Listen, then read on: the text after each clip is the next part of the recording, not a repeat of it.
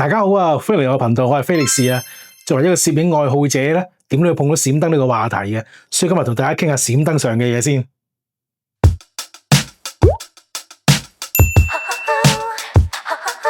作為一個中意影下相嘅人咧，通常都走唔甩係閃燈呢個話題噶啦。有時出去影下相啊，接下 job 嘅話咧，我要用一啲比較大支啲嘅閃燈嘅。咁但係有陣時同屋企人出去啦，但係我都中意帶下大機喎，咁已經覺得大機已經係好重噶啦，所以諗住揾支細支啲少少嘅。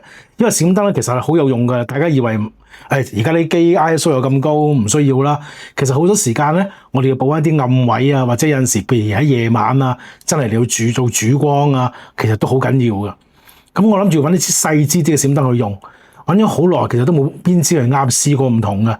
直至到最近咧，神牛出咗一支，我覺得應該都啱我啦，就係呢支 IT30 Pro。先講下佢嘅外觀同埋功能鍵先啦。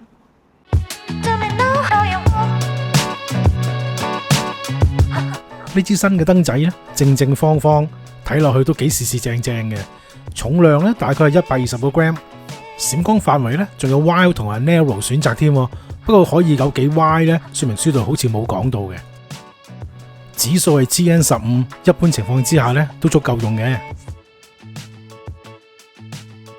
要開機咧就係長按開關掣，然後右撥，同其他新嘅神牛燈嘅操作係一模一樣嘅。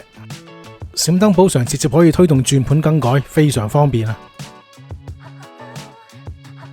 呢支燈仔最抵嘅地方咧，除咗閃燈之外咧，就可以當 commander 咁用喎，分唔同嘅組別咧，同埋 ID 等等。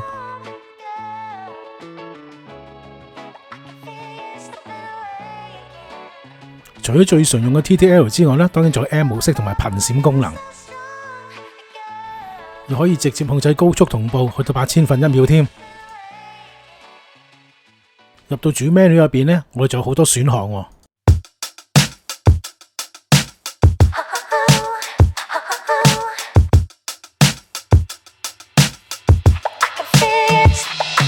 第一個咧係觸發距離，有0到30米咁近嘅，同埋1到100米咁遠嘅，可以兩個選擇。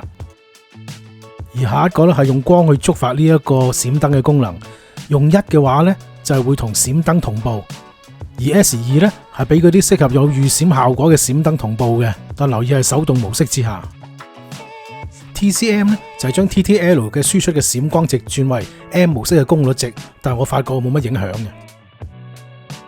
Standby 模式開咗之後咧，超過90秒咧，佢會進入休眠嘅。跟住就係自動關機嘅時間設定啦。下邊呢一個咧就係閂屏幕嘅時間，總之都係為咗慳電嘅設置。跟住嘅就係屏幕亮度啦。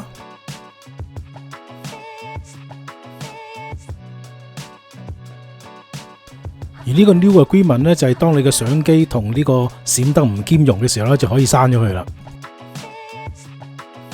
跟住係語言選擇啦，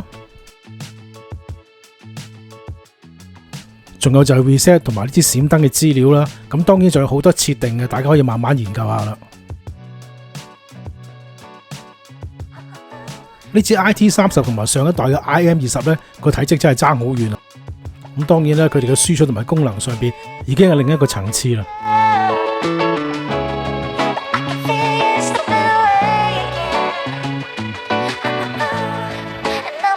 裝咗落相機就係咁嘅樣啦。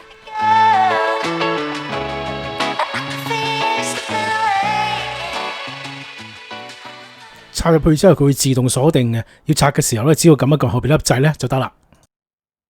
拍出嚟呢個色溫叫準確嘅，不過有一點大家要留意嘅，由於支燈咧比較矮啊，好容易會有鏡頭嘅陰影嘅，咁大家要留意下啦。聽講神牛而家有加高嘅腳賣添，佢呢支燈仔咧有唔同嘅聰明腳嘅，分別有 Sony 啦、Canon 啦、富士啦同埋 Nikon 嘅。呢支閃燈仔咧，基本上都滿足到我大部分嘅要求噶啦。不過人咧就總係貪心嘅，哇！你話如果佢有埋 bound flash 咧，咁就真係 perfect 啦。自己並唔係啲咩專業攝影師，只不過啲攝影愛好者啫。同埋隨住年紀越嚟越大咧，啲越重嘅嘢咧就唔好想拎嘅。但係我又中意玩大機喎，所以咧我相信咧細支啲嘅閃燈咧應該會比較適合自己多啲啦。希望以後呢支 IT30 能夠跟住我多啲去影下相咯。好啦，今日分享到呢一度啦，下次再同大家分享一啲同士兵有關嘅或者其他有趣嘅事物啦，係咁先，ciao。